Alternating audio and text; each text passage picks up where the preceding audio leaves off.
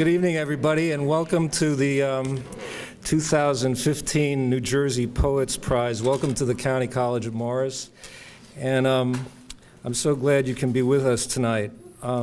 First, I'd like to introduce some of the really wonderful people who work here. The Vice President of the college, Dwight Smith, the Vice President of Academic Affairs, and he's right there. And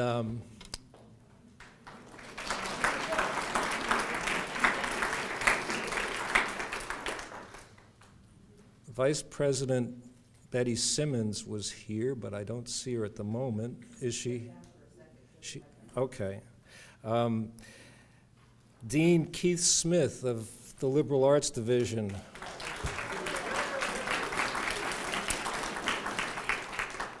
And our fabulous chairperson of the English department, Dr. Janet Eber.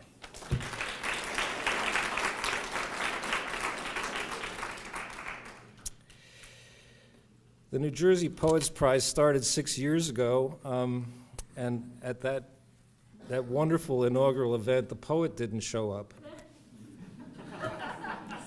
But we're not in that situation tonight.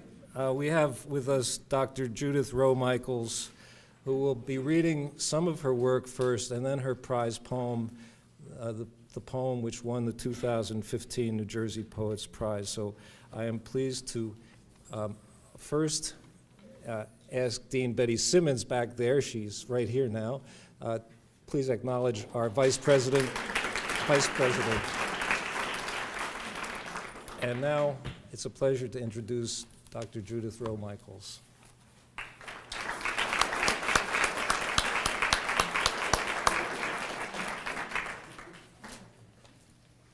Thank you, Sandy. This is complicated, different people introducing different people, so I wasn't quite sure. But I'm thrilled to have won this award. I've been here a couple of the last times to hear Tina read her wonderful work, and the year before that, Charlotte Mandel.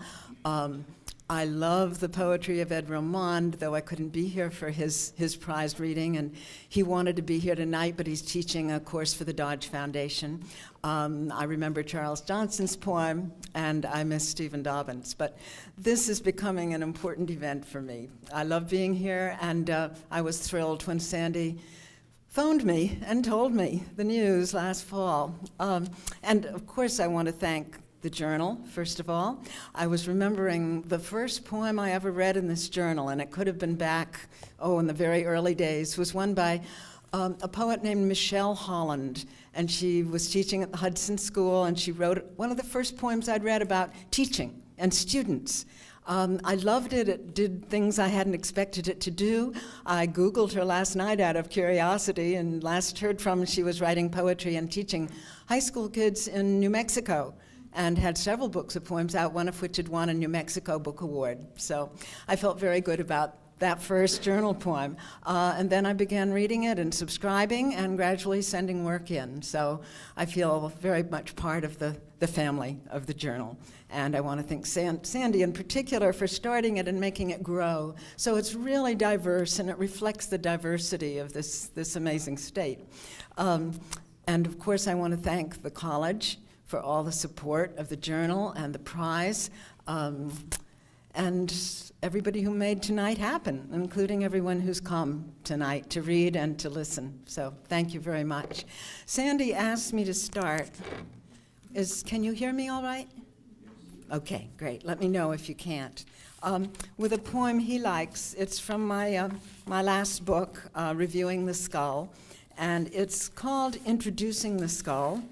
And it is a teaching poem, I think. I wrote it in a class of 11th and 12th grade poetry writers. They were writing, and I found I could write, and they would keep quiet and do their thing. And this is how a lot of my poems got started. And as the kids would say, it really happened. So, Introducing the Skull. Day before Easter break, I introduce the skull. A young woman's. She'd hung, lissom and lightly swaying, deep in a closet of the biolab. Delicately, I beheaded her, admiring the wired, polished jaw, eternally expectant.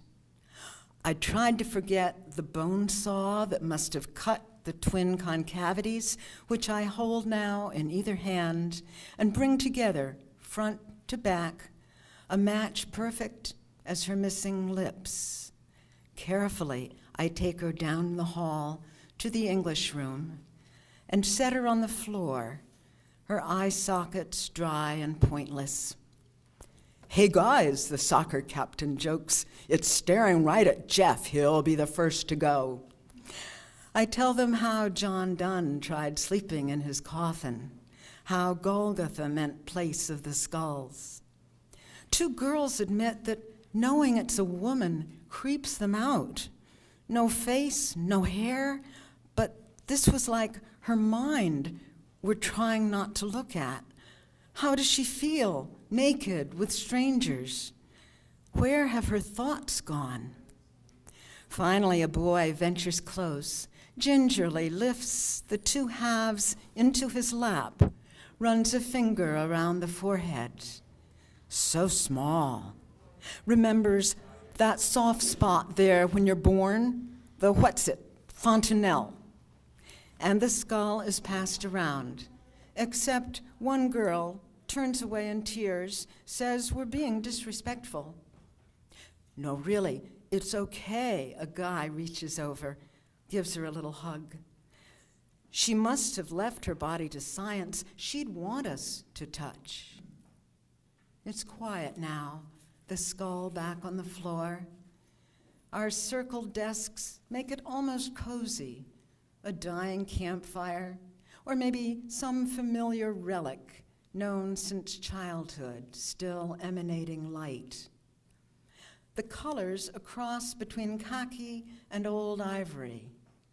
Bone, my mother called it, shade of those Easter shoes that pinched.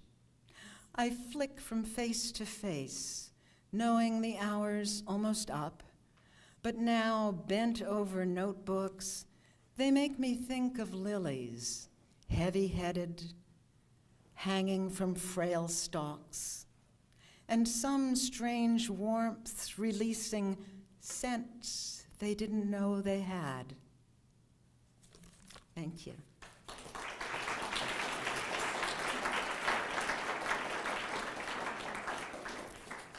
I want to try a fairly new poem on you. It's just come out, and it's what's called a nonce poem, where you invent a form for yourself. I decided I wanted an embedded haiku that might be mine or it might be borrowed. Actually, it turned out to be a little bit of both. And my other requirement that I set was an increasingly long stanzas, going from a one-line stanza up to 5 lines, and then decreasing back to the original one line. The original inspiration for the subject matter was a poster in the Provincetown airport about the spadefoot toad, which was about to breed, and we were warned it needed to be protected. The characteristic mark on the back of the spadefoot toad, I learned, is a little gold lyre or harp-shaped mark, which intrigued me as a poet. So this is called Harping, nonce poem with embedded haiku. While most of us are grieving something, cold spring, lost child, dead-end lyrics that won't resolve, the spadefoot toad who bears a gold lyre mark on her back is crazy busy with what scientists call explosive breeding. Rain says go, and up from culvert, cistern, over porch and patio, across roads, the fraught migration of spade feet slowly breaches our borders to breed in our ponds. Floods of toadlets in just 3 weeks, pop, pop, with tiny golden harps. How will this end? We run them down, coming or going, then pronounce them rare. So we love them. Make posters, poems. Old moss-grown pond. A toad jumps into breed. Pop, pop, pop, pop, pop, pop, pop. We can't say they're unnatural or blame the job rate, bad schools, gang wars, unprotected sex. But tiny golden harps seem suspect, artsy, irresponsible, un-American. All-night trill thrills, while most of us are grieving. So that was fun to write.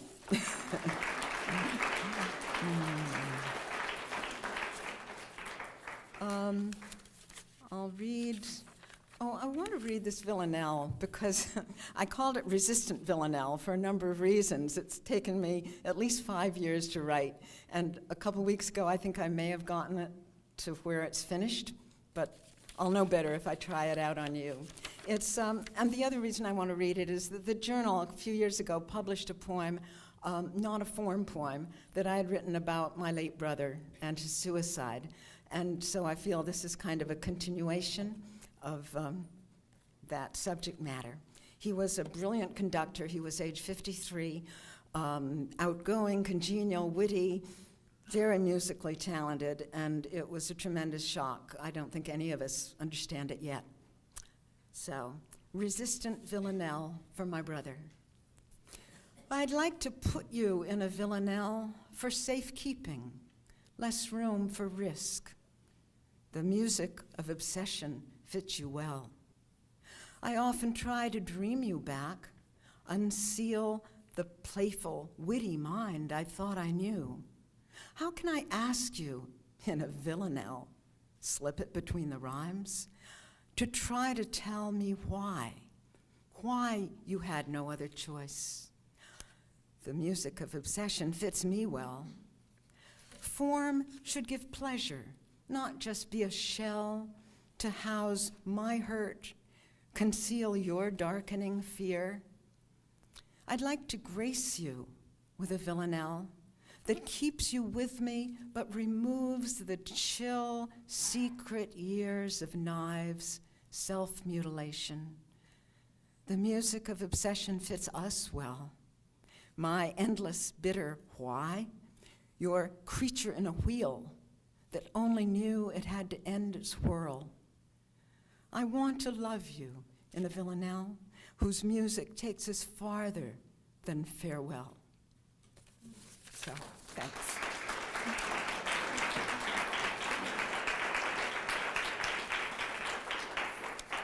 Now, I'll just read one more before spring rain, and this is the last poem in my new chapbook that's coming out from Finishing Line Press, we hope in mid-May, though more realistically, I would guess June.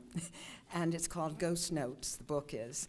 And it contains some poems about learning to live alone after my husband's death, this is the closing one, called Woman Celebrating Alone. It takes guts to say, I don't like this wine. The waiter's disappeared. The woman swirls and sniffs again, hoping she got it wrong. Another sip, tries to taste citrus and flint and springing grass, her mouth remembering. She knew at first glance, dark gold and heavy in the glass, not the quicksilver river light she'd come for, not the daybreak shiver of birch leaves she hears whenever she whispers, Sancerre, Sancerre. This interloper's aggressive, assaults her tongue, makes demands for risky late afternoons. It sweats, honey, it burns. No love talk. It takes more than its share of the bed, and once drained, it will leave her to sleep it off.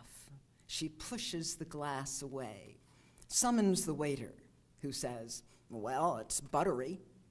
Silence. It's the pick of the week. Silence. In short supply. I'm just not enjoying it. Firmly, she orders a Fumé Blanc she knows will be clean, sprightly, good for a long night. So, thanks.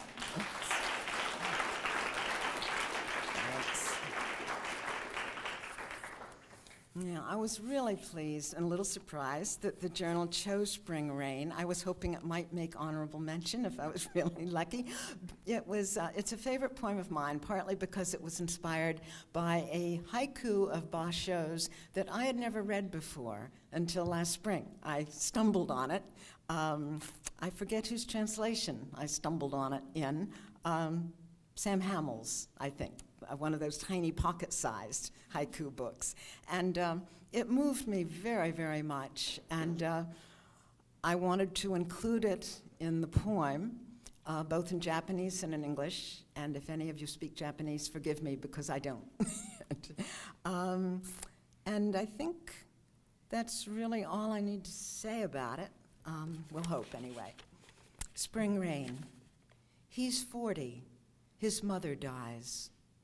Home to Igagueno to wind up her affairs, he stumbles upon, but let him tell it. At my native village, I wept over my umbilical cord. First rain of spring. By then he had become Basho, restless, lonely haiku master, shifting from one rustic hut to another, making his first journey to the interior. Was it a lashing rain or gentle? Soon he would register the frog's leap and water sounds together. Furu aike ya kawatsu tobi komu mitsu no oto. It takes translation and more to move under the ruffled water into simultaneities of sound and act, near and far, before and now. To weep for a stranger and discover he is not. It would be like holding in your palm a shriveled, frail piece of you and your dead mother. Bubbles rising to the surface of the old pond. Perhaps he will bury the cord in her grave, proof to a god of her motherhood. Thank you.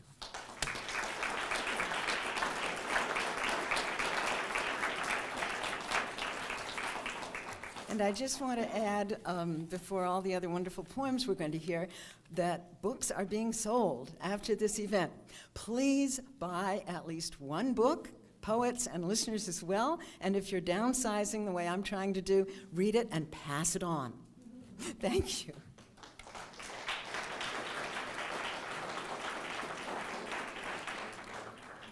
Thank you, Judy. And our next poet is the honorable mention winner of the New Jersey Poets Prize this year. He teaches at the University of Wisconsin in Madison, and he's here from Wisconsin for us tonight. Isn't that amazing? So we know that CCM is on the map. His new book is reviewed in this issue. It's called When the World Was Rear-Wheel Drive, New Jersey Poems. And I'm going to invite Timothy Walsh to read. I jokingly said, but it's true, that this is the Timothy Walsh issue because he's got 3 poems in it and a 3-page review of his new book. So please welcome Timothy Walsh.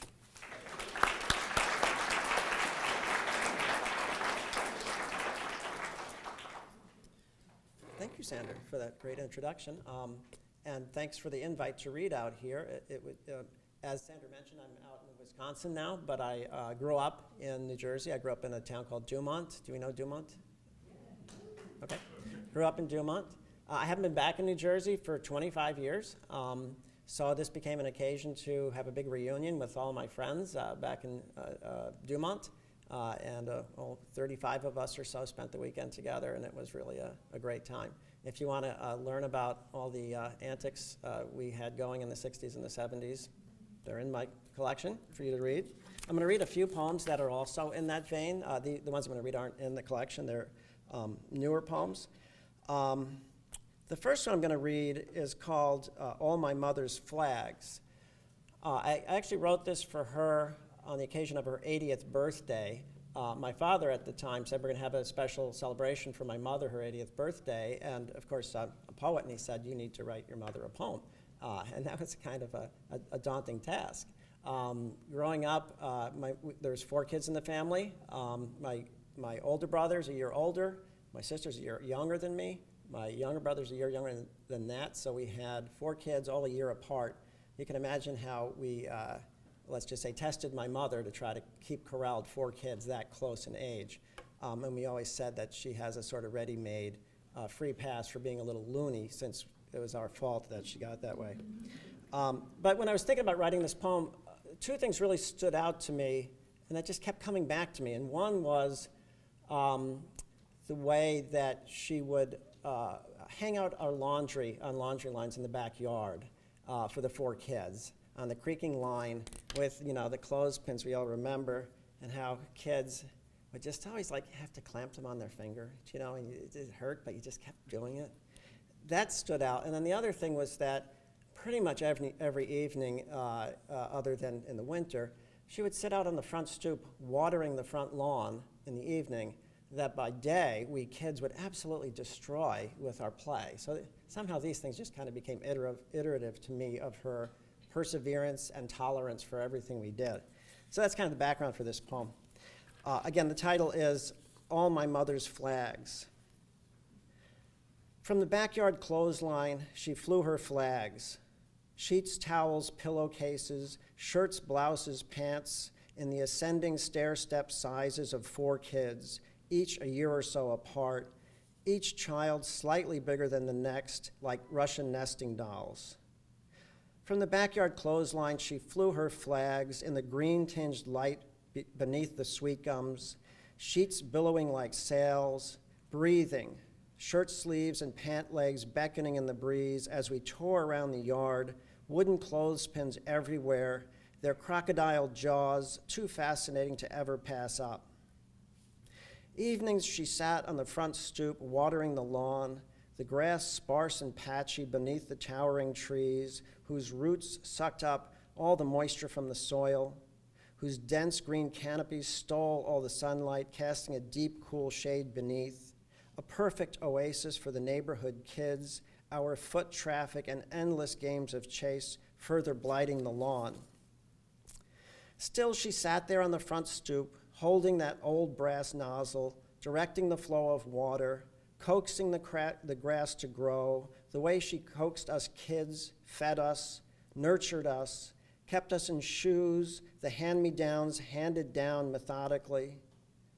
While the grass languished, we grew. The 10,000 meals, the thousands of dinners, the thousands of breakfasts she prepared.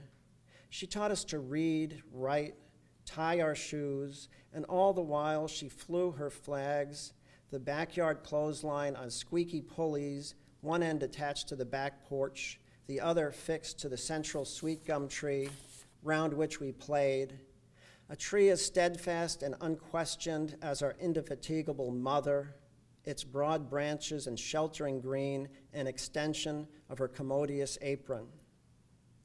At twilight, her dinner call brought us running from our games and lairs all up and down the block, her voice resounding, bell-clear as a herding song, her figure framed by the incandescent light spilling from the doorway, the irresistible aromas from the kitchen, her invisible minions drawing us homeward. As you can imagine, she broke down and cried when I read this. So.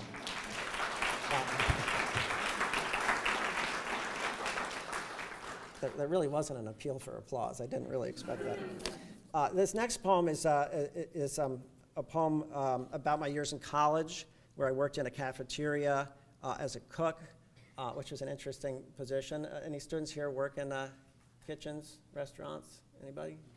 It was interesting. There we go. Excellent. So all through college, that's what I did, and it was interesting. A lot of the crew had very interesting backgrounds. This is my college years. This was a crew in a kitchen. There's a little salty language in here. Just let you know that. Not much. Not nearly as much as there actually was, just a little bit. But I did learn a lot in that kitchen, and a lot of it shows up, a lot more of that shows up in my poetry than what I actually did in class, actually. The title of this poem is The Kitchen Crew at the Rat. Derek from Barbados was the man, always brandishing a smile and a carving knife, always willing to show you the jagged scars, knife wounds on his abdomen. He ruled over the kitchen crew, a benevolent despot, the ringleader as well as the savior when we locked some newbie in the walk-in freezer or gave the nod to Jamie at the grill to go ahead and spit on that burger or drop it on the floor, the one going out to that asshole at the register who gave Angela a hard time. Back on the loading dock, we wheeled in the pallets of French fries, boxes of frozen burgers. Derek would light up a joint, wave us over, and we'd sit a while, legs dangling in the truck bays, watching the streams of students wending their way across campus. He'd ask us about our classes, philosophy, history, psych, shake his head and say, "What can you learn from books? Sitting on your ass in an air-conditioned room." Back in Bridgetown, he'd say, the only classroom was the streets, and that was a fucking shitty classroom too. He said he had 3 kids, a wife back on the island, hadn't seen them in 7 years, was saving to one day bring them over, but hell, maybe he'd end up going back. That was Derek.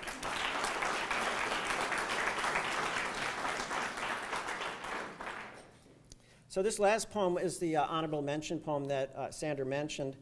I'll just say a little bit about it. A few years ago, I really got fascinated with old clocks and watches. I don't know why, this just happens. And so now my house is just covered with old clocks that I work on, the old mechanisms. And my wife doesn't really appreciate that. But I got really fascinated with that. And at some point, I started remembering the old watchmaker's shop in my hometown, which I think went out of business probably in the late 70s or something like that. And anyway, that's the kind of background for this poem. But to me, it's just really fascinating to think about how we measure time, how we orient ourselves in time. Well, I won't try to explain it. Let me read the poem. So it's called The Watchmaker's Retirement. He's looked so long through his jeweler's eyepiece, one eye seeing the surface of things, the other the hidden inner workings, that now, even without the eyepiece, he sees both the surface of the world and the hidden hand of God behind the movements of clouds, the growth of trees, the regenerative engine of soil. Once, children regarded him as a wizard, followed him down the street and made a parade whenever he appeared in the sunlight. Now he's just a befuddled old man in old-fashioned clothes. Once he worked in collusion with the planets, with the sun and moon and stars, was an initiate of the rotation of celestial bodies and the slow pinwheeling of the galaxy, replicating their movements in watch cases, the tiny tooth gears, counterbalances, and pinion arms, the jeweled bearings resplendent as stars in dazzling damaskene movements. Now everyone wears cheap throwaway watches, those tawdry quartz movements that work well enough but tax the mystery of time, insisting it is of no consequence. No longer do we feel the rotational pull of the heavens or the spinning of the globe beneath our feet. No longer do we hear the echoes of eternity reverberating in the thump of our hearts, balancing as we do on a non-existent now, while the dim blue future cascades into the past. The way we measure time leaves its mark on our minds. Sundial, hourglass, steeple clock, pocket watch. Not long ago, you needed a chronometer to know where you were on the wide oceans of the world. Once every house had a heart, the soft ticking of a mantle clock or grandfather clock, and all clocks had keys. Time was a mystery you entered into, the ceremony of clock winding and watch winding, reminding you how all our mainsprings run inexorably down. Now the old shop on Merriweather is boarded up, the contents auctioned off. In 3 months, it will reopen as a trendy bistro, the ornate tin ceilings restored, the stained glass transom windows and brass doorknobs clean and bright, the mahogany counter transformed into a pastry case. He has gotten a good price. He has no qualms, but will miss his tools, though his hands are no longer steady enough to use them. He has kept a single old watch, a gold railroad watch, 21 jewels, a beautiful damaskeened movement with a solid gold center wheel. He will wind it carefully each morning, knowing that the day the watch finally runs down, his life will likewise drain away back into the clockwork of the universe. Thank you.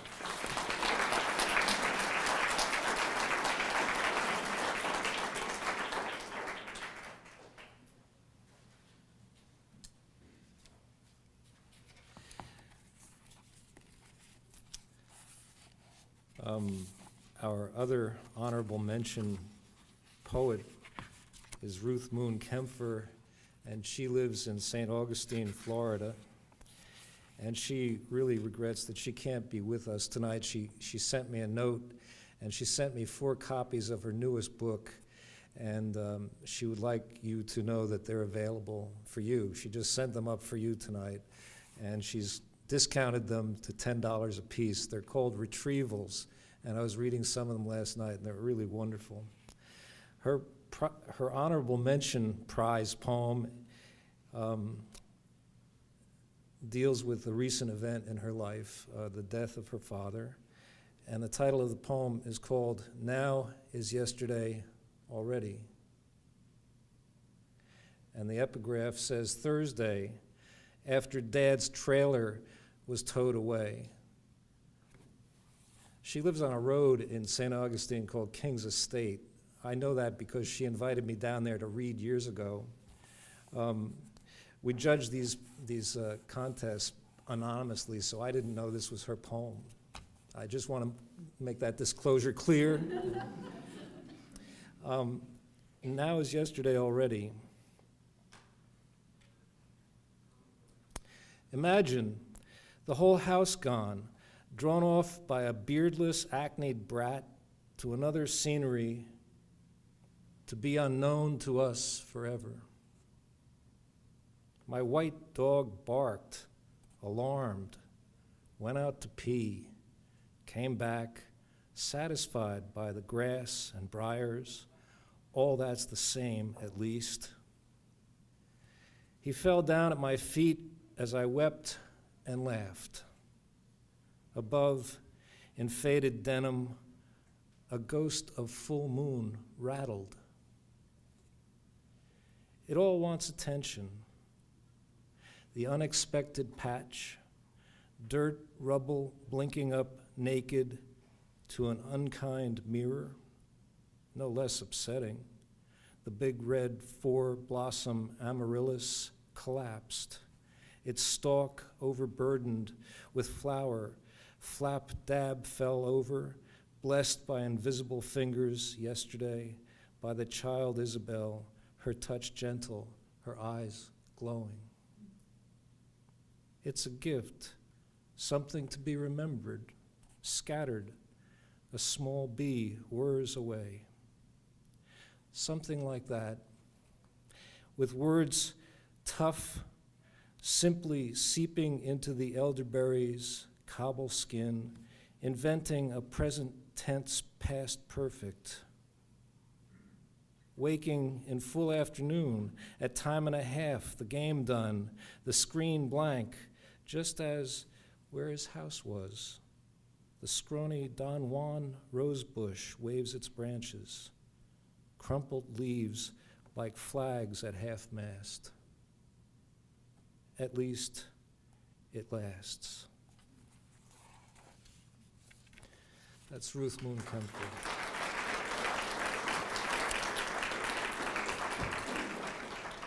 It takes many people to put out this magazine, and we do it once a year, and it starts on September 1st, which is the deadline for the normal submissions, and then November 2nd this year for the prize poem competition. But I just wanted to mention that the other editors tonight will be introducing our other poets who are in this issue. And many of the poets in this issue have brought books with them, and as Judy said, buy it, buy it. But Wilma Martin is our layout editor. Sharon Yeager is our business manager. Caitlin Roach is the associate editorial assistant to me. And the editors are Matthew Ayers, who is in Indiana, Pennsylvania tonight. Professor Ayers is defending his dissertation, and by Thursday he will be Dr. Ayers, thank God. Deb DiMatteo, who's having some health issues tonight and couldn't be with us, so we swapped around some positions. Phil Chase and Dee Macquarie, who both wrote reviews for this issue, they'll be introducing. And also, we have our editor, Emily Burks. I'm editor emeritus. They thought they got rid of me 2 years ago. But Emily was doing something much more important this year. She was off giving birth to Lena, her new daughter. So let's hear it for Lena. And finally, I want you to take a look at the cover of this magazine. It is astonishingly beautiful. I love it. I love the cover. The front cover is the Duke Farms, and the back cover is the Duke Farms. And I really love this cover, but more than that, I love the photographer who took this cover photograph, who just happens to be my wife.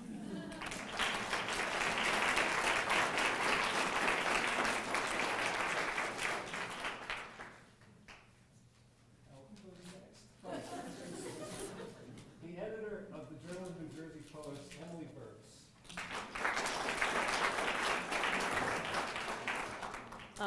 I'm editor really in name only this year. I obviously was giving birth and was pregnant, the other part of it. That's true. So really, I think we all owe a big debt of gratitude to Sandy, who does such a wonderful job every year on this journal and on this reading. It's just something to look forward to every year, so thank you, Sandy. But I do look forward to actually being editor next year with much help from Sandy, obviously, and from my fellow editors. I'll be introducing 3 poets this evening. The first is Marilyn Raff. Marilyn Raff, after a 25-year career in gardening, authoring 3 garden books and writing garden columns, Marilyn fell in love with poetry. Finishing Line Press published her first chapbook, In the Palm of the Land, in 2010. She then taught developmental reading at the Community College of Denver. Her second chapbook, Until Class Ends, was also published in 2013 by Finishing Line Press. Currently, Marilyn is at work on a cookbook/memoir/poetry book. Her craft work includes jewelry making and painting. She'll be reading her poem, A Criminal Offense. Marilyn Raff.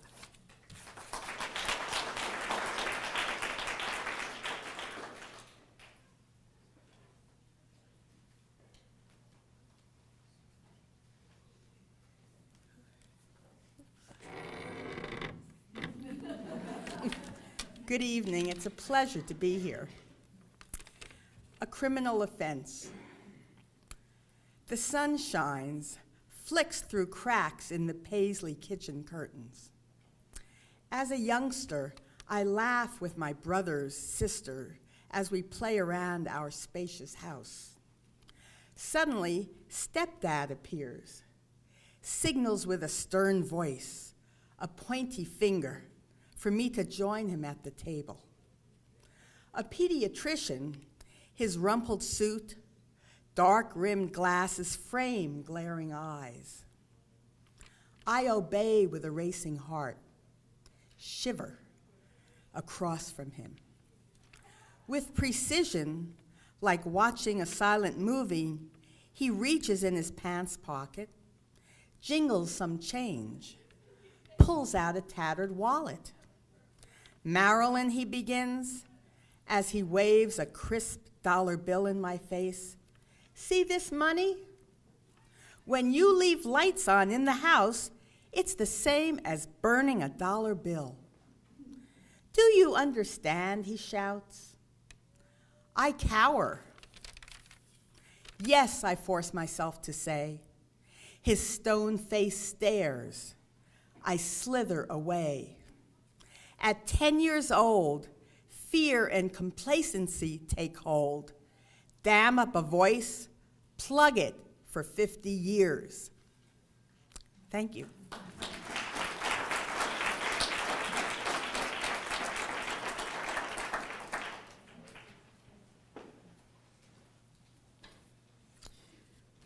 Our next poet is Chuck Trippey. He's a retired airline pilot, and he's the founding partner of the Paul & Skill Poetry Project, a boutique press and community resource for poets of the Upper Delaware River region. His poems appear in Confrontation, Hayden's Ferry Review, Louisiana Literature, Poetry East, Poet Lore, and in his collection, Carlo and Sophia, which was published by Cyberwit in 2013. Welcome.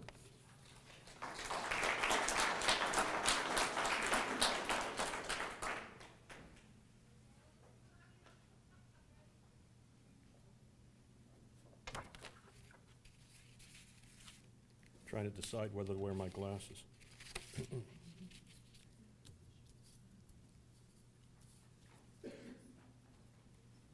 You know, I'm just going to say something. We all know. No, I'm good, Sandy, thanks. We all know how essential the community college has become to education in America. I think it's less known how essential the community college literary journal is. And Sandy, I know you know that. But Emily and Dee and Philip and Matt, I hope you know. And thank you. A picture of trees in Williamstown. And there, along the dialectic, where I loved you, Pizarro's trees in Williamstown. A decomposition. It lasts, this pointillist picture. 50 years now, things as they are, the way it always is, a vision. New, and of a billion parts, each one lit or of light. The cars and the trees, the squirrels, and I among the dissolutions on Western Avenue in Albany not 2 days later. Every numinous flying by or phenomenal thing coming apart into color and light. I stood alone waiting on your porch in a permanent afternoon, everything molecular and quick. The staying power of to know, the way the trees, the cars, and streets, and animals and I cannot, alive together in the great dissolving as we are, cannot, will never die. Thank you.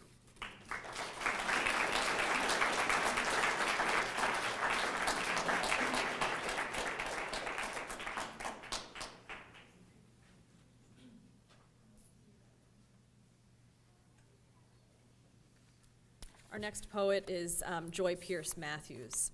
She's a professional cellist turned medical writer. In addition, she's a published poet, commissioned librettist, chamber music arranger, and a short story author. She'll be reading her poem, Transfiguration. Welcome.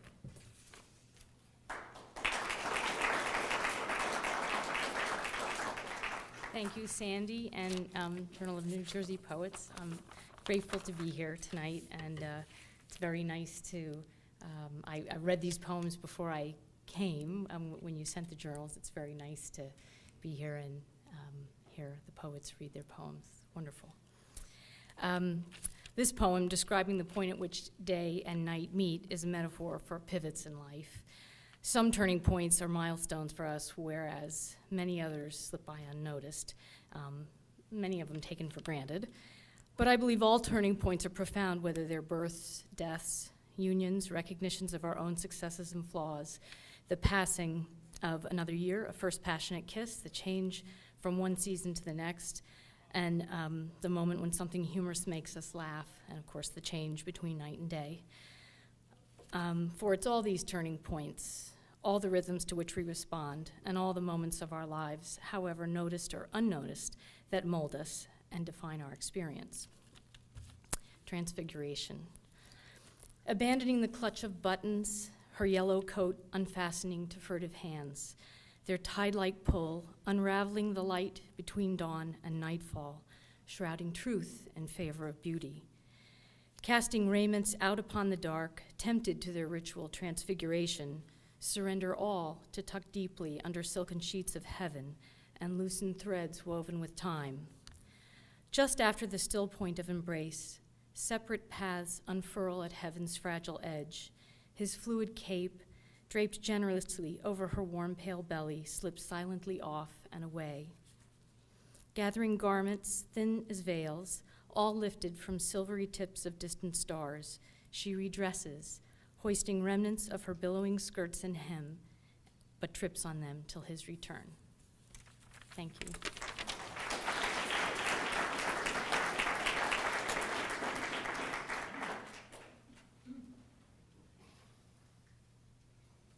Good evening. Tonight I have the pleasure of introducing last year's New Jersey of Poetry Prize winner, Tina Kelly. Tina is here tonight with her mother, and we're thrilled to have her. Tina's best-selling book, Almost Home, was co-authored with Kevin Ryan, and it tells the story of homeless teenagers in America and their road to recovery through the help of Covenant House, and Tina writes part-time for Covenant House. She's also a regular contributor to the journal. She reviewed 3 books of poetry in this year's journal. Ms. Kelly is a former New York Times reporter. She's co-authored several books of poetry, including The Gospel of Galore and Precise.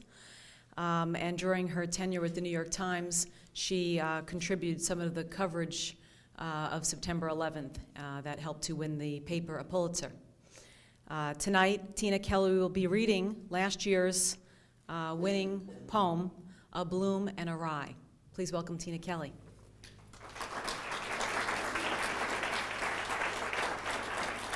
Thank you.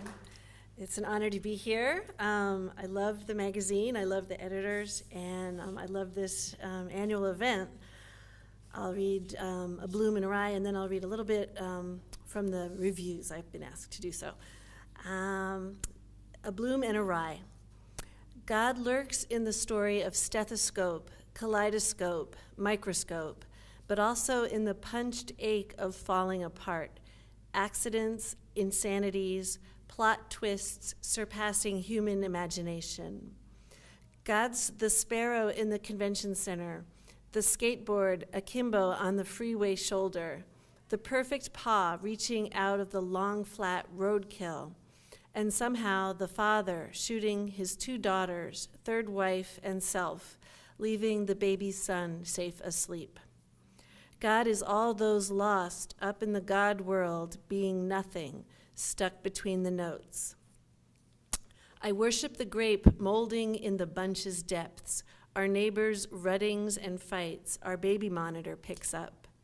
The metastasis of laughter, cauterization of grief, that maroon bog shininess of ancient remains, the Magnificat of dew on lady's mantle leaf, the cousin born with fetus in fetu, her twin parasitizing her ovary.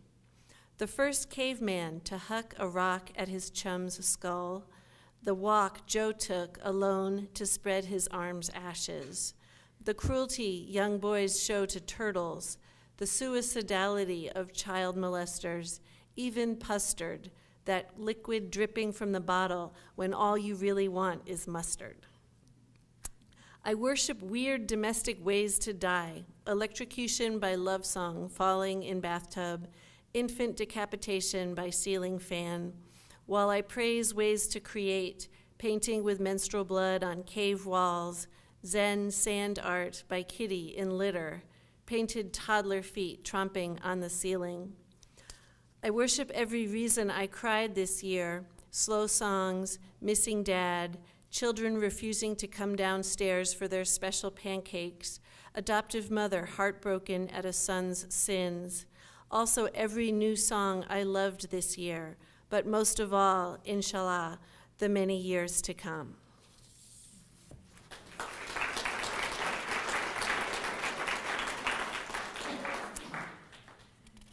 I think I'll read the first paragraph of each. I did 3 reviews, and I'll give you a sense. I don't want to read the last paragraph because then you won't buy extra copies of this to read it. The first book in the triad here is Running Down Broken Cement by Nancy Scott, who is the editor of US 1 worksheets and also was a former caseworker for child welfare services. So given the population that I work with, she had a place close to my heart with her subject matter. Nancy Scott's Running Down Broken Cement paints a world too few of us see, unfortunately. If we saw it close up, we would be compelled to work hard to improve it. Scott, a former caseworker for New Jersey's Clinical Child Abuse Response Unit, not only held one of the most emotionally challenging jobs on the planet, she brought her work home, serving as a foster parent for many years. She also adopted 3 children. In the belief that personal poetic narrative is the best way to illustrate problems, she bears witness to racism, homelessness, drugs, AIDS, mental illness, and child abuse and neglect. She holds these pages in a fist of protest against the, quote, conduct of many of our leaders who, having abdicated responsibility for seeking solutions, blame the victims. I also reviewed Reckless Lovely by Martha Solano, who was born and raised, as it says here, in Metuchen. The book's called Reckless Lovely. As for Reckless Lovely, which wins the Best Title Award, well, my dog ate this book twice. It's true. Not usually a chewer, Jasper grabbed it off the coffee table and left it in the middle of the living room with the upper left corner gnawed and gooey. How considerate of him to leave the words intact. How simpatico to understand on some canine cellular level that Martha Solano, a native of Metuchen, is a friend to the animal world. My favorite poems in Solano's 4th book are full of yawp and glee. In If You Could Be Anybody, Who Would You Be? She channels Patty Ann Rogers by answering every one of Klickitat County's turbines slicing the wind through the cottony gospel of cottonwood fluff. This is a poet you would know to play Scrabble with, as her vocabulary is daunting. I vowed to look up, I'm not going to be able to pronounce all these, Colicky, Hyaline, Pungi, Codechenes, Cycads, Sphereopsids, Elytra, Carpal, Locules, Epigenus, Rotifer, Pitchblende, Polonium, Aspera, Durgus, Cot, and Nemeris. There were others. The third one I did was B.J. Ward's collection. B.J. Ward is the Jerseyest of the 3, and many of his poems speak with a self-deprecating and accepting shrug of loss, that short, quote, short imperfect loveliness, end quote, reminiscent of the Trenton Makes, the World Takes bridge. Jackleg Opera, collected poems 1990 to 2013, includes 33 new poems, plus Landing in New Jersey with Soft Hands, 17 poems with No Despair, and Gravedigger's Birthday. And a bunch of these have been in Journal of New Jersey Poets. One of his poems that appeared first in this journal, Compassion, speaks of the humane reverence Ward brings to his subjects. Quote, everyone's ribs are scaffolding around the shabby, gleaming opera houses of their hearts, scaffolding because so many urban hearts are in a constant state of repair. Thank you.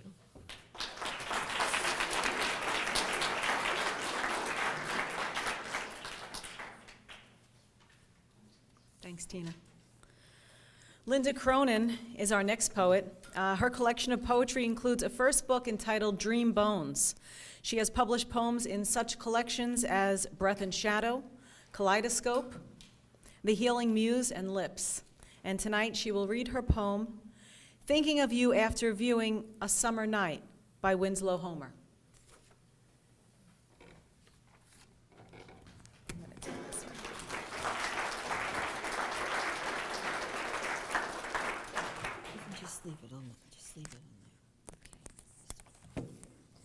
I'd like to thank Sander and all the editors for the hard work they've done on this issue and all the issues of New Jersey Journal.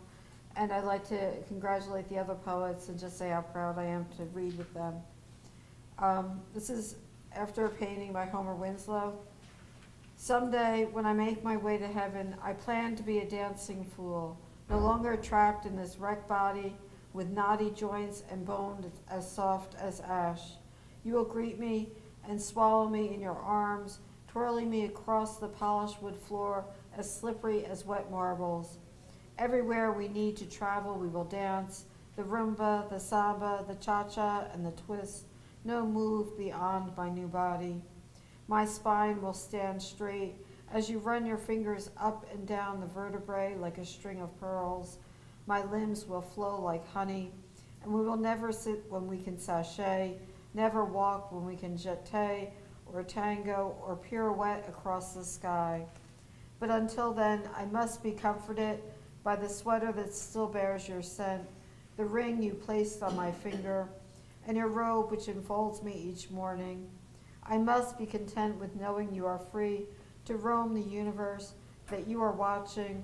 And on nights when I cannot sleep, I can roll into the yard, look into the sky, and see you. Thank you.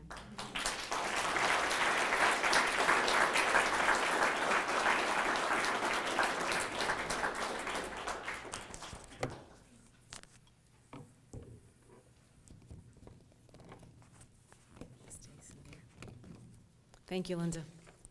Our next poet is Lois Marie Harrod. Ms. Harrod has published over 300 poems in literary magazines and journals. She has more than 8 books of poetry, and she's been the recipient of multiple fellowships from the New Jersey State Council of the Arts. Tonight, Lois Marie Harrod will read a fellow poet's work. She's going to read work by Wanda Praisner, who could not be with us tonight. And Ms. Praisner's poem is entitled, What I Remember.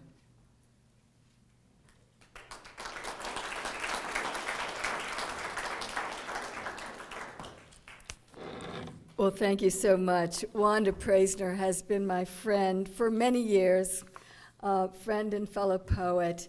And what was not mentioned in her bio is that Wanda is a runner. In her early 80s, she is still a runner, and this is one of her many running poems. What I Remember, November 8th, 2003. We live in our lives day by day, someone said, but I mark mine by nights.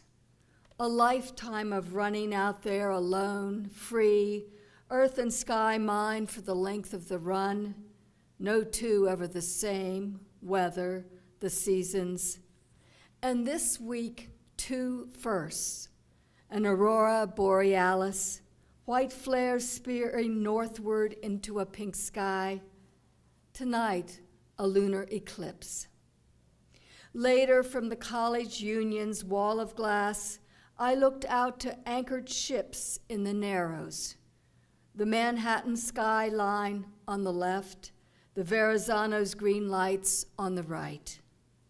Running now under a moon returned, what I remember is the sparrow on its side on the ledge outside the windows, impaled by the thin 4-inch high rods meant to keep it away.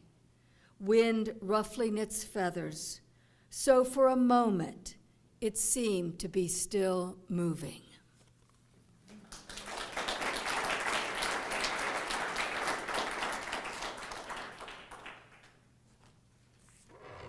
Finally, I'm pleased to introduce John Bargalski.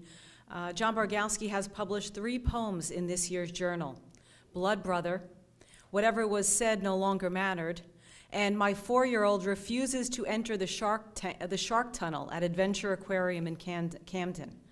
And I must say that was a favorite of our editorial staff.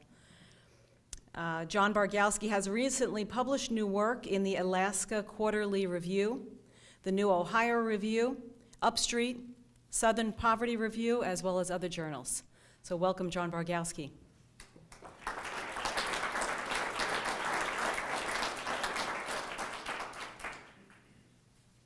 Thank you. Thanks, everybody, for coming out tonight, and thanks to Sandy and the rest of the staff for inviting me to read tonight. The first poem is Blood Brother. This takes place in, the setting is Jersey City, where I grew up. I don't think kids do this anymore, but we used to become blood brothers with our good friends, and we'd take a little knife and cut our wrist and a little bit and kind of join hands and let that blood flow between us. I wouldn't recommend it. I'm sure it's not done now.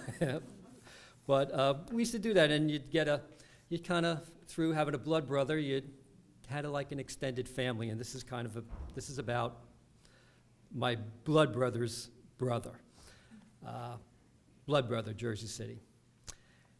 And he had an older brother who spun Brubeck and Gillespie, always a pack of Luckies folded into the sleeve of his white tee above the blue dragon that writhed up his forearm to torch the heart tatted on his bicep during his tour in Korea.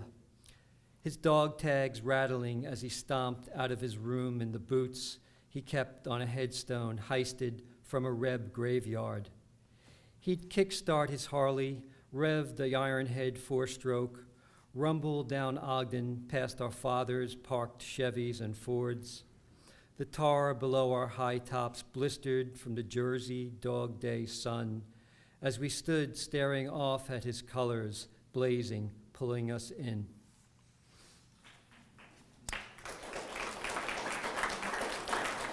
The second poem is Whatever Was Said No Longer Mattered.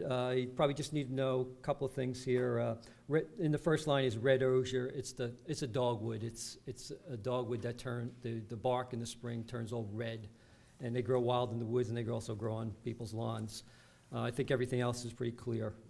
Hope so. Whatever was said no longer mattered.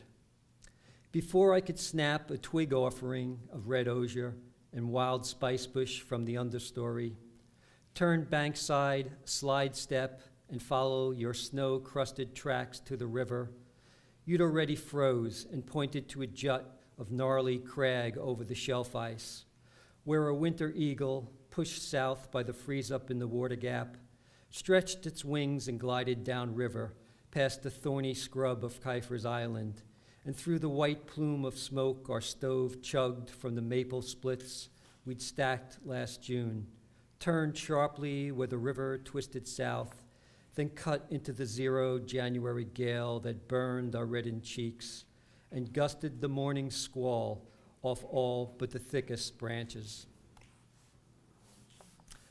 The next poem is My 4-Year-Old Refuses to Enter the Shark Tunnel at Adventure Aquarium, Camden. It's kind of a given poem. It all basically happened. It's not in quotes, but the lines that she said were the lines that she said. She was quoted exactly the way she said them. And in the aquarium, if you've never been there, it's a tunnel. It's 2 big tanks. Tunnel crosses over, and the sharks swim from one side to the other. So you're in there, and you look up, and you see them real nice and go up close. Okay, my 4-year-old refuses to enter the shark tunnel at Adventure Aquarium, Camden. The crowd streams around us as we stand rock still in the entranceway. Seawater fanned by hidden blowers, shimmering in wavelets over the thick glass tube. Clapping her ears shut, she tells me the tunnel music sounds like when bad stuff happens in movies. Sharks, black-tipped, sand tigers, hammerhead, cruise out from the shadows of the foul reef, nosing the glass walls, swim overhead from tank to tank, then disappear. Tonight, she whispers in my ear, they will eat us in their dreams. Thank you.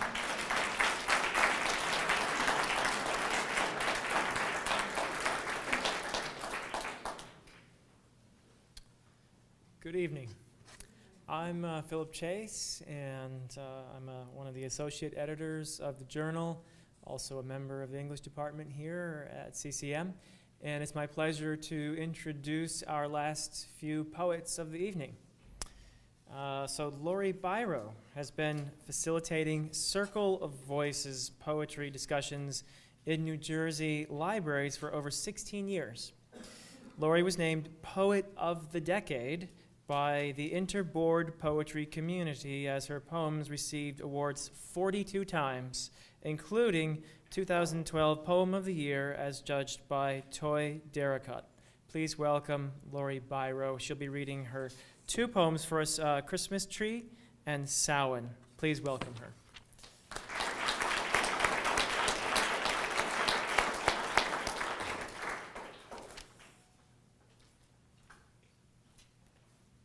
Thank you all. Thank you especially to community colleges. I'm very pleased to say that I was a graduate from Passaic County Community College, and I just think this is the most beautiful cover I've ever seen on any journal, actually. I got this poem from taking a class, a seminar in college, actually. So it's about 5 years old after my mom had died. And I mostly got the entire poem in class. Patricia Smith was the facilitator. And it starts with a limerick. She had us write limericks to begin. So, Christmas tree. Like a bird that flew, tangled up in blue. Bob Dylan. A garland of poppies grow there. The angry dead walk on the air. I fear for my chest, my weazened left breast. Among them, unclothed, will they care? Number 1. Start with her hair. No longer platinum, she is gray as a soldier's eyes. She has seen so many angels, the stones of France, poppies of the brave and not so, a thin red line where her breast used to be. I drape a cobweb of silver and black threads, a fierce weasel pelt to honor all her battles. Her breasts hadn't been ornaments or an affectation. They were snarling forest myths that kept her safe those years, kept her alive and angry until now. I am carefully choosing her Christmas tree clothes. She will join the rest of them. She lied with spirits her entire life, kept quiet through all their battles, and now, wrapped in her garland of felt poppies, I lift her arms. Are her hands clenched into fists, or is it the dead who breathes her stiff? I decorate her like an India purse, wild mirrors, calming blue stars. Seeded beads. She was important to the trees in the forest, a gatherer of silver-capped acorns, a golden windfold apples. This strange death, I want to change it. She's the apple I nibble and sniff, lonely for decay. She ignores my wishes like she has done her whole life. She is the hoofed forest that walks away. 2. Angels don't smile, we've been told, except the smiling angels of France. Maybe the croissants and hot chocolate, maybe the bombs that didn't wipe away their faces. If they flew to forest trees that sway under the weight of titmice. Our front porch tree is thick with pine siskins. They take shelter in the silver needles. I met a woman who covered her grandmure's feet with robins, one for each fugitive angel. They sang her to sleep as she nodded by the fire. They sang her to sleep, and they coaxed worms to her. They planted her feet in deep moss. There in green my love goes riding, slippered sleep was never softer into a silver dawn. 3, the rabbit mother. I am shocked to have to claim my mother's body as if being handed a poppy by a stranger who has asked me for a dance. I'm avoiding the building my mother rests in, the long gash of wounded red bricks, her withered body, the plastic bag, and tubes that sliver over her like ghastly snakes. I'm avoiding all of my mistakes. She flickers from flame to an icy rabbit's ear. After the hailstorm that takes down the tops of trees, I catch a glimpse of her twice in the snow, moths, and the den of twigs. I call out to her, "Run, mother, run." A winter rabbit waits for spring to warm her kit's whiskers. I discover the rubble of a stone house with its ruined garden in the woods. I dig poppies and bring them home to soothe the soil. It must be done in the right season or they never thrive. As I bend and beg them to stay, a stray petal wets my cheek like a goodnight kiss. Samhain. After she died, she became part of the lake, the trail we used to hike before she got sick. Her eyes were flinty bits of mica stone. How we climbed and searched that first year, jabbing our sticks into rock walls, watching for creatures to come out. She never believed like I did, yet the others moaned that my instincts were right. Was the mouse, nose alert to the coming winter, part of her now? Her arms, writhing snakes, Medusa hair, blackness where her breasts used to be, genitals smoothed, bark brown, moss and stone, and the relentless flapping birds. Now my hands throb warm as I peel an apple found just past the gnarled nose of tree. Who would guess that on this Samhain Eve we would get a snowfall of 7 inches? Who would know that her eyelashes would open and close like the last vagrant heron's wing, snow tipping its feathers whiter. By morning she melts like a bad witch, turning the leaves slick, the berries sodden. Thank you.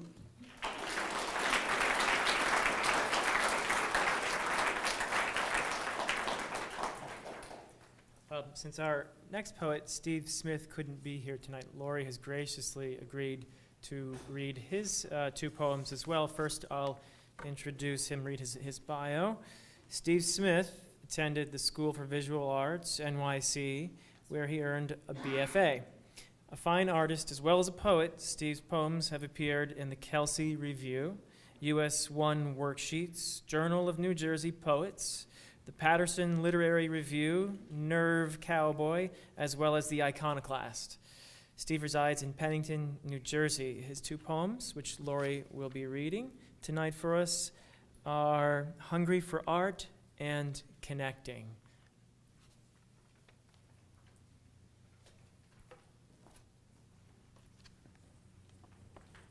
Hungry for Art. The rich flavor of turkey wafted through the old Bronx Railroad flat of my grandparents, where as a child of 8, I had gone to Thanksgiving dinner, and I remember my eyes focused on a painting of an old farmhouse hanging above the buffet table, brushed and palette knifed in swirls of green okra, Naples yellowed, russet raw sienna, and muddy umbers, globs of thick, circulating sky blue, with creamy white clouds laid on, all gleaming in varnish, looking good enough to eat. It made me want to paint right there and then. That paint-by-numbers landscape I was so surprised to find out from my mother my scary grandmother had painted, an ogre with the temper of a hungry wolverine who kept us all walking on eggshells around her, who smelled of tobacco and alcohol and laughed like an old furnace hissing whenever she did scathing caricatures of people she didn't like, cutting them up like she did the turkey. And I couldn't take my eyes off that painting, all during dinner, as I gulped down a plate full of tender white turkey meat with sumptuous heaps of stuffing and juicy cranberry sauce, gobs of mashed potatoes with brown gravy dripping down my chin. And connecting. I guess this is when I was in the WW. I think it's about boxing. Connecting. I feared being carried out on a stretcher or quitting on my stool between rounds like a coward as I bobbed and weaved to the middle of the ring, where my opponent's fists exploded like grenades upside my head. Inside my head, a dark cosmos of blinking stars as my legs wobbled. When everything came back into focus, he was still there assessing the damage, then launched another fusillade of hammering hands that sent me staggering back to stargazing. And when the second starry night dissolved, I found I wasn't lying on the canvas, but still standing.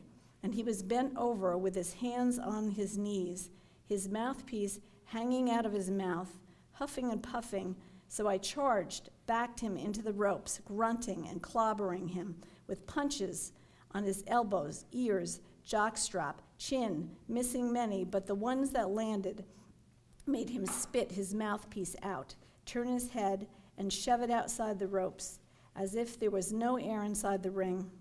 But I kept pounding him anyway, trying to penetrate the glove he hid behind. Finally, one good hook got through, thudding against his temple. He sagged and crumbled like a sack of rice. A rush went through my body as he looked up at me wide-eyed, as though seeing me for the first time, and I was so glad to connect with him. Thank you.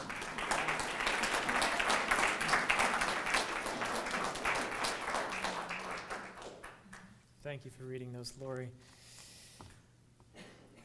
Gail Fishman Gerwin's poetic memoir, Sugar and Sand, was a Patterson Poetry Prize finalist, and her second collection, Dear Kinfolk, earned a 2013 Patterson Award for Literary Excellence. Tonight, she'll be reading her poem, The Tablecloth. Please welcome Gail Fishman Gerwin.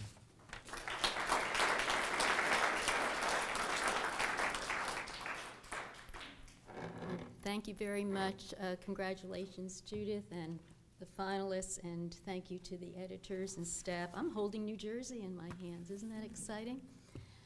The Tablecloth. Oh, I have to tell you that the family mentioned in here actually read this poem this year at their Seder. The Tablecloth. Decades of dinners sat on the tablecloth, cream brocade with indelible spots, soup spills, briskets, turkey gravy, an everlasting stew served up with debate, whining, laughter, dog yelps from the kitchen, let me out, I don't belong in this crate. One March Passover, winter's last shot, a half foot of snow the day before, so many still with us, my mother, my husband's parents, our friends, their parents. We'd watch them slide down the driveway, casseroles in hand. Through the cluttered garage, they snaked around parked cars, a smattering of bikes, striped summer chairs that longed for summer. Their coat shed, we gathered around the table, 15 crowded where 12 could fit. My husband dimmed the lights, began a slideshow. For months, he'd copied family photos of all present, set slides to music. He featured the elders as young lovers, showed hopeful brides, grooms, showed the children to their delight as newborns, toddlers, preteens. The kids cackled at their parents as kids. The grandparents wept for sweet memories, my mother for her husband. The middle generation watchful for the present, fearful of the future. The tablecloth heard a lot that night. The matzah balls are too hard, too soft. You'll be eating this brisket for a week, so freeze it. I can't eat another thing. And then it heard goodbyes, time for our friends to return parents to their nest 3 towns away. The tablecloth saw many festive occasions after that, witnessed gatherings when our daughter's grandparents died. Sometimes other cloths, sewn on the machine upstairs, supplanted its perch. One memorable fabric, aglow with protective coating, repelled liquid. Spills beaded and ran down 10 feet of table, the direction depending on which way laughing cousins tilted it. But this veteran was the favorite. Spots masked by centerpieces, service plates, mismatched water goblets, shreds lovingly patched, its life paralleled by personal growth, its burden lightened by hungry boyfriends. Replaced by more splendid cloths, one brought by our daughter from her honeymoon, it was relegated to the back of the linen shelf until the garage sale. Pulled out, washed, tumbled, pressed, tied with a gold bow, it lay regally on the driveway on the ping pong table, stood inspection by seasoned garagers. The familiar family laughter distant, it listened anew. Why only 7 napkins? What's this spot? Would you take $2? How about throwing in those placemats? And I answered, it's been sold. Thank you very much.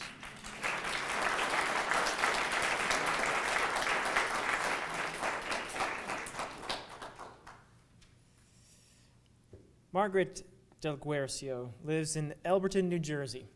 She teaches Shakespeare and creative writing at Monmouth University. Her poetry appears in small press journals throughout the United States. These include Creosote, Kaleidoscope, Rhino, Ship of Fools, the Rockford Review, the South Carolina Review, and Sulphur River Literary Review. Poems are forthcoming in Gargoyle and Slant. Margaret could not be here this evening, so I will be reading her poem for her. It's called Big Trouble. If you'd like to follow along, it's on page 8 in the journal. Big Trouble. Prurience, Part 1. According to the blue pamphlets, girls weren't fast if they did everything in order, like kissing on the lips with their mouths closed before petting above the waist. Or maybe that was just our interpretation. Although never sure who established the order, we accepted this progression. 1, holding hands. 2, kissing. 3, necking. 4, French kissing. 5, necking with French kissing. 6, petting above the waist. 7, light petting below the waist, like touching a knee or thigh. All other activity was out of good girl range. But we read everything we could get our hands on voraciously because we knew almost nothing about sex. The purpose of these pamphlets, distributed by Mrs. Kiley, the girls' health ed teacher, was to keep us from getting pregnant before marriage, not to excite our prurient curiosity. Part 2, pragmatism. Mrs. K would flunk anyone who misspelled gonorrhea or called the penis a pee-wee-wee. But she was pragmatic. I still appreciate her definition of good health, a sense of well-being that makes you eager to embrace each day with your full attention, or something like that. We paid attention whenever Mrs. K read a pamphlet passage. When making out on a couch, sit. Keep both feet firmly planted on the floor. If you succumb to lying down, you lose leverage and you are in big trouble. I wish I could teach methods of birth control, but I can't. However, there are books on the topic in any public library, and you can buy condoms in drugstores and from vending machines, in men's lavatories at most gas stations. If you're not going to plant your feet firmly on the floor, please accompany your boyfriend to a drugstore or one of those vending machines. Have him make the appropriate selection.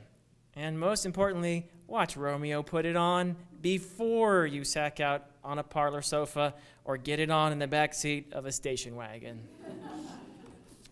Okay.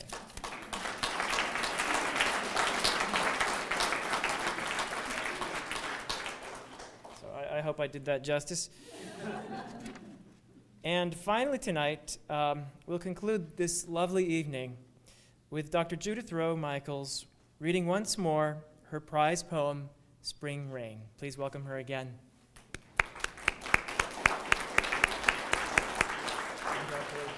Thank you very much. Oh, what a wonderful evening of poems. Spring Rain. He's 40. His mother dies. Home to Aiga Ueno to wind up her affairs, he stumbles upon, let him tell it. At my native village, I wept over my umbilical cord, first rain of spring. By then, he had become Basho, restless, lonely haiku master, shifting from one rustic hut to another, making his first journey to the interior. Was it a lashing rain or gentle? Soon he would register the frog's leap and water sounds together. Foru aiki ya kawasu tobi komu mitsu no oto. It takes translation and more to move under the ruffled water into simultaneities of sound and act, near and far, before and now. To weep for a stranger and discover he is not. It would be like holding in your palm a shriveled, frail piece of you and your dead mother, bubbles rising to the surface of the old pond. Perhaps he will bury the cord in her grave, proof to a god of her motherhood. Thanks.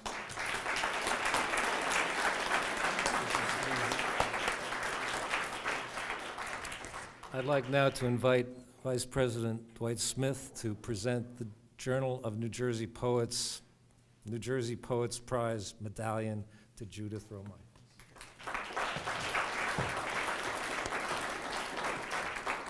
Thank you.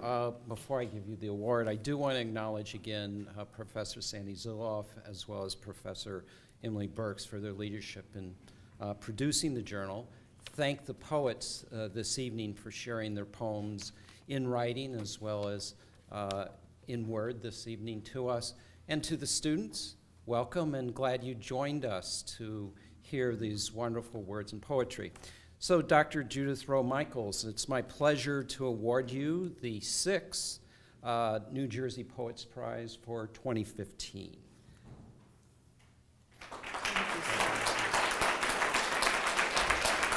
And I'm going to call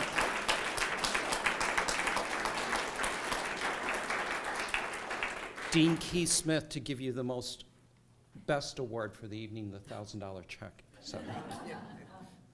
Yes, congratulations on your poetry, and this is a $1,000 check from the CCM Foundation. Congratulations.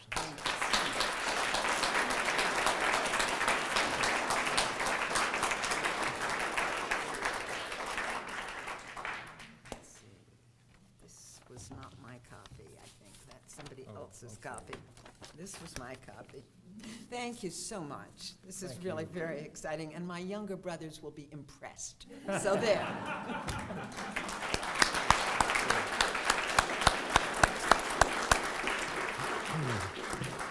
Again, thank you all for being here with us tonight to hear all of these terrific poets. And I'd now like to invite you to that room over there. They should be opening this up for a reception and a book sale and a book signing.